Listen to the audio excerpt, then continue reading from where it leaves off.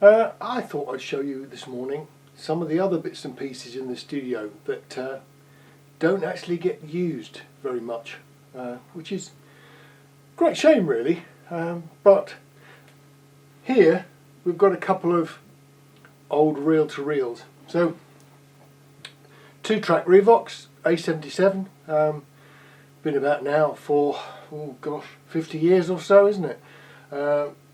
Still going.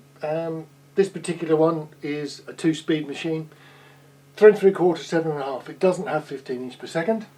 And the other machine here, well, that's a Tascam 34B.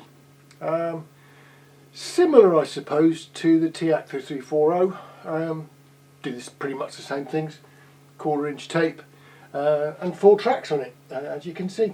And being very honest, the reason I don't use them is because I've got plenty of other gear that sounds better. They both actually hold their own. They sound okay, but I don't want to get into this sort of vintage sort of vibe that they're super machines and things like that, because practically they are not as good as anything else. The worst thing about them from my point of view is that they're noisy.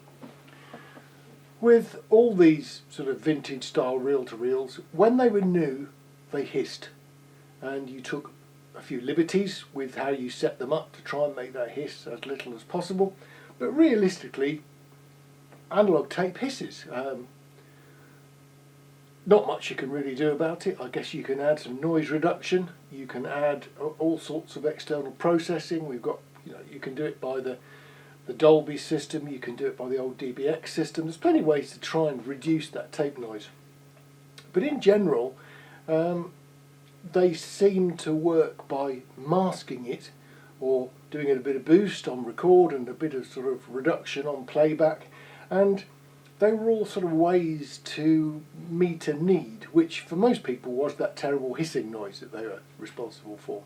And we get very upset nowadays when we're talking about modern digital to audio interfaces, and we're using preamps, and we're talking about tiny bits of dBs that one is better than the other. But practically all the digital kit we've got now, including the sort of £60–70 interfaces, perform better than they do. That's just the way it is. But there is something rather nice about being able to go to a machine and sort of do things like this.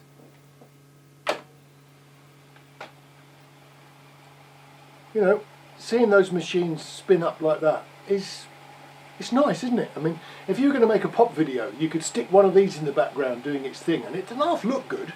I'm just not really convinced it's actually worth doing.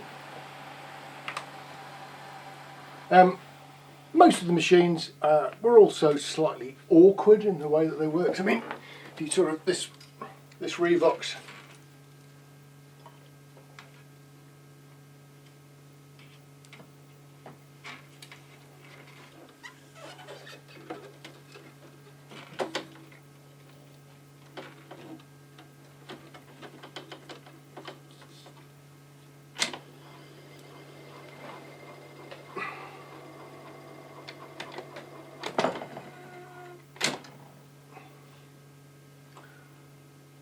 not convinced there's very much on these, but they're sitting there. Now, for me, the bad news is, well, if we look up here, that spool of tape, brand new, that spool of tape is going to set you back 70 quid.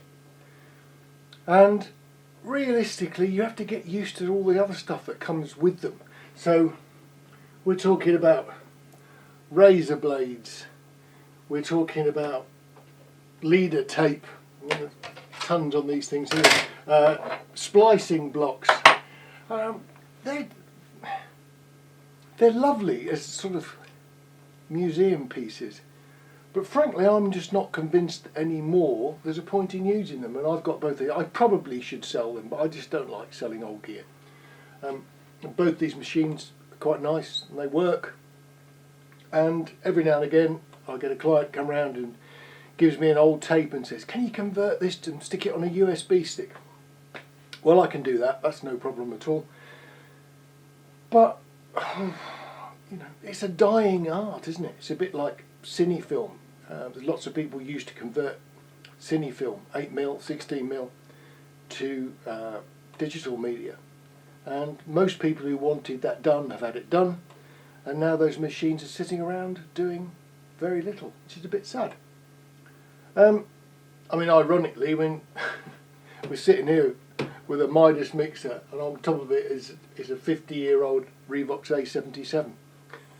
It's sort of time machine stuff, isn't it, really? But things move on. Anyway, a couple of people had asked if I could just show them some of the other kit that I've got here, so I thought, well, this morning I'd just finished actually doing a transfer, and I thought I'll let you see what these things are. I think someone must have caught a glimpse in the background of another video. I don't know how they knew I even had them. But there you go. Sort of from the old to the new.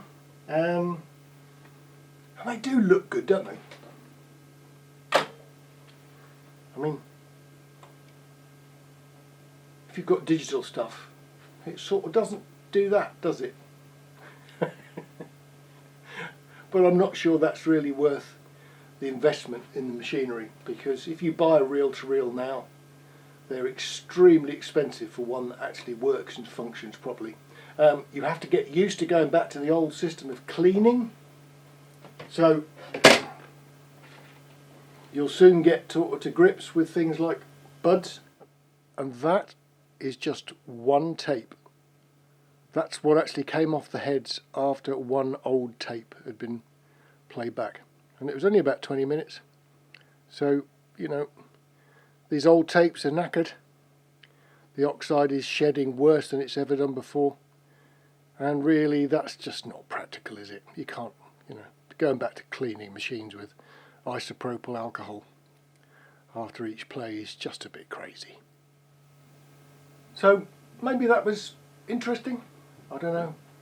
If you want me to do anything different on all the old kit, I'm quite happy to sort of have a bit more of a proper in-depth look at it for you if you want to, but realistically I'm guessing this is the first day that I've had this gear plugged in for probably 6 months, which sort of really sums up how it is, really, I think. Anyway, look after yourselves and I'll see you on the next video. Take care.